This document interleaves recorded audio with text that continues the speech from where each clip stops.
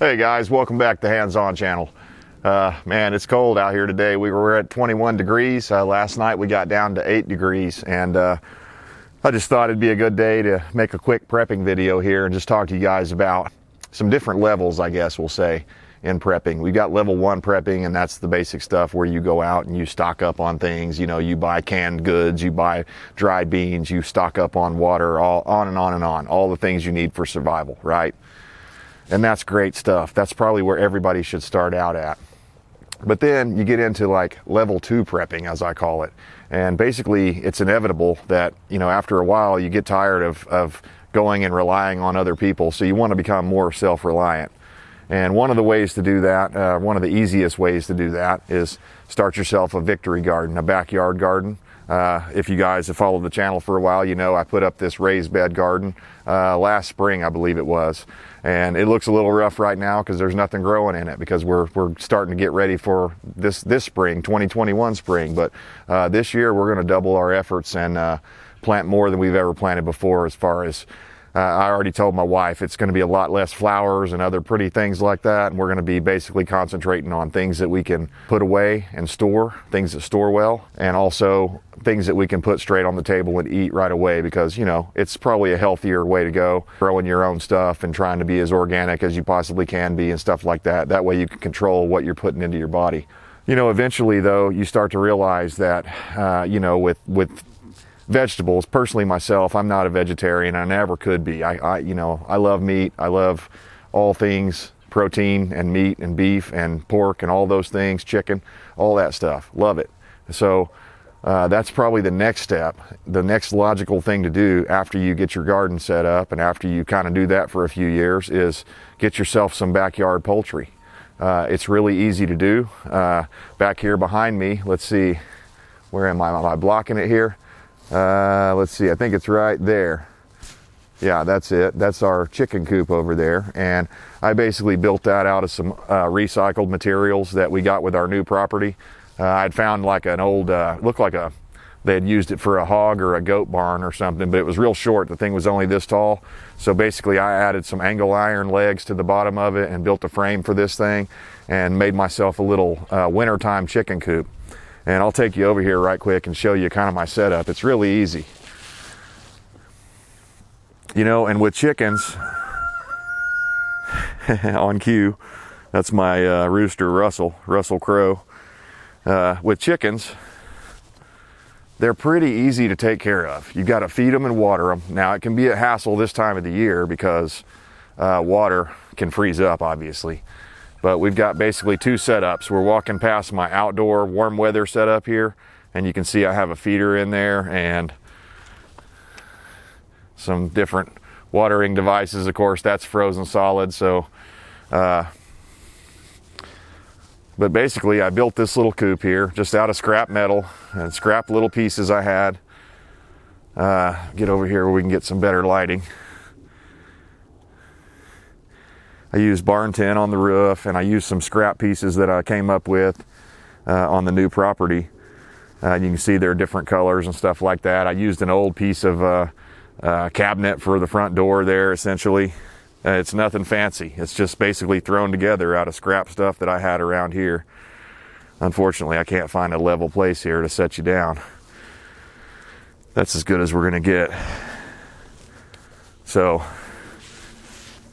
I've got a door here and just basically a 2x4 lock there for the door, and that keeps them secure, keeps animals out.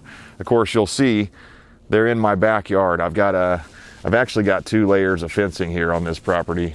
This fence here is for my backyard. It just kind of goes around the back part of my house, and it's a smallish area. And I keep my chickens and my dog and stuff like that back here in the backyard, and they get along pretty well, just so you'll know. The only thing is, this is the first time we've ever had roosters, and my rooster, Russell Crowe, let's see if I can get a shot of him. There he is over there.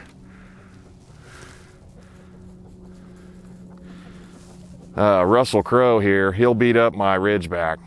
He picks on my Ridgeback, and my Ridgeback, he's the sweetest dog in the world, so he doesn't really want any trouble. So he basically gets abused by Russell. Anytime my dog Ranger is out in the backyard, he's got his head down and he's looking at me like, hey, let me in. I don't want to be beat up by this rooster. It's kind of funny. If I can get a little video of it sometime, I'll show you. But yeah, I just wanted to show you guys that it's not that hard to set up a little chicken coop. This thing's probably dimensionally, it's probably I'm gonna say 6 by 6 or something like that, maybe 7 by 7, and it's just tall enough for me to stand up in, and I'm 6 foot tall, so, and that's only in the middle because it's kind of a low roof, so you have to duck your head down. You have to duck your head down when you go in there and stuff like that, but it's been good enough to keep our chickens warm. Now last night, because it got down in the single digits, I did throw a heater in there, just a little farmhouse heater or whatever they call them, the ones with the fan, and I hung it up high so that they wouldn't be able to knock it over, and they might not have even needed it, but you know, us humans, we start thinking, oh gosh, you know, these chickens are going to freeze to death, and in reality they can take it quite cold before they start having problems. And I back up over here.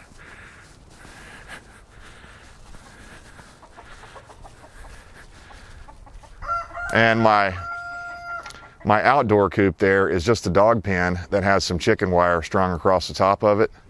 But you do have to watch out. I had a neighborhood dog here recently try to dig under the fence. He tried to dig under both levels of my fencing there. So my wife just barely caught it in time, and that he was almost in. He had his head in the coop, and luckily the chickens were up on the perch, and hopefully he wouldn't have gotten to them because they'd have been on the perch. But still, we could have easily lost quite a few of our birds just from a neighborhood dog coming in. So you got to watch out for that sort of stuff. But yeah, they're a lot of fun. I enjoy just watching them.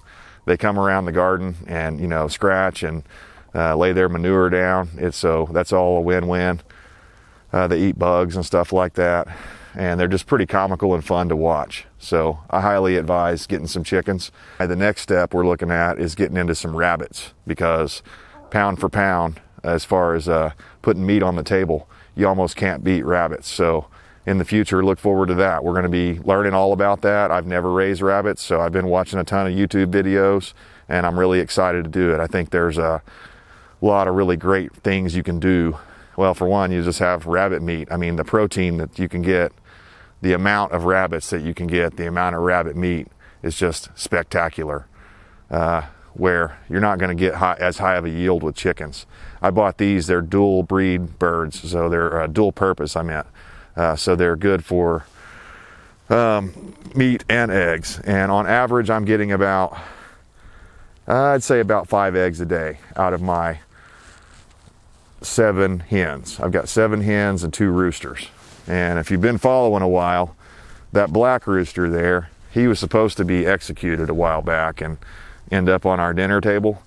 But he's so big, he's so much more dense and heavier than the other rooster, Russell, that we kind of want to keep him for breeding stock, so that hopefully that heavy, you know, robust body weight will pass on to his chicks, and they'll be better for meat birds. At least that's our theory. The only thing bad about him is we named him Harry because his feet are hairy. And another thing that was bad is it took us forever to determine that he was a rooster. We had to wait until he started crowing before we knew he was a rooster for sure, because he just didn't act like a typical rooster. And we think that that has to do with he's not the alpha. Russell over there is the alpha, the red one.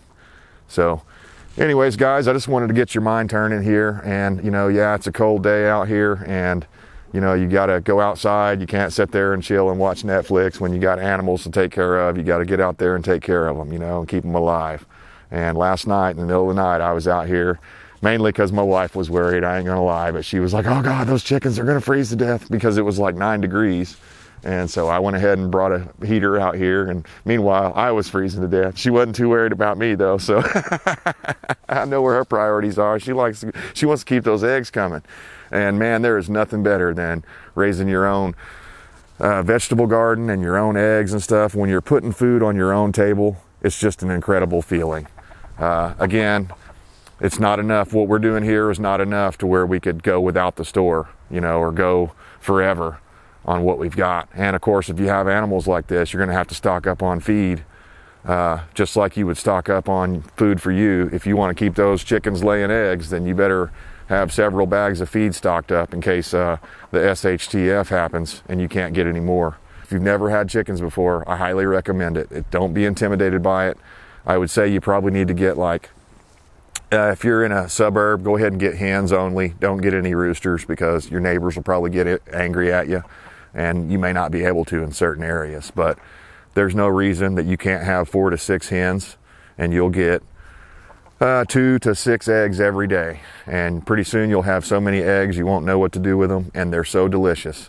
And these over here, I don't know if you guys can see them. I've got 2 breeds here. I've got Americanas over here to the left on the other side of the fence, and these here are Rhode Island Red. Can't remember what the other, these are Rhode Island Red Americana breed, and those over there are pure Americana. The 2 roosters are Americana and Australop mix. So really cool, lots of really neat colors on these roosters. I don't know if it's going to show up in this lighting here, but both of those roosters, they're brothers, and they have just incredible colors on them. So anyways, a lot of fun. It's a lot of fun for your family. And when my kid was younger, when my daughter was younger, she just loved it. So anyways, guys, appreciate you tuning in, and we'll see you next time.